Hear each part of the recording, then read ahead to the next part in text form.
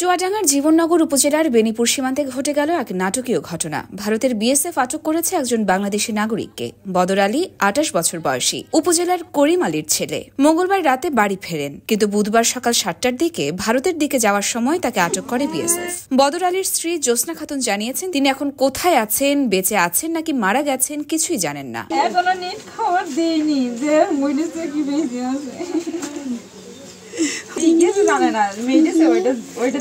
স্থানীয় রিফাত বলেন, তিনি দূর থেকে দেখেছেন কিভাবে বিএসএফ বদর আলীকে ধরে নিয়ে যায়।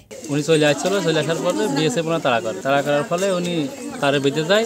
বেঁধে যাওয়ার পরে বিএসএফ ওনার একবারই মারে। পরে অন্য বিএসএফ এসে ওনার আবার গিয়ে ঠেঙানোর পরে ওনাকে পরে নিয়ে চলে যায়। সূত্র অনুযায়ী বদর আলীকে প্রথমে একটি আঘাত করা হয়, পরে পালানোর চেষ্টা করলে আরো কয়েকজন বিএসএফ তাকে ধরে নিয়ে যায়। জীবননগর থানার অফিসার ইনচার্জ মামুন হোসেন বিশ্বাস বলেন, ঘটনাস্থলে পুলিশ পৌঁছেছে এবং বিজিবি কমান্ডারের মাধ্যমে আটকের বিষয়টি নিশ্চিত হয়েছে। তবে কেন তাকে আটক করা হয়েছে তা এখনো জানা যায়নি। ৫৮ বিজিবি ব্যাটালিয়নের অধিনায়ক লেফটেন্যান্ট কর্নেল রফিকুল আলম জানিয়েছেন, বিএসএফ এর সাথে যোগাযোগ চলছে এবং তারা বিষয়টি যাচাই করছেন।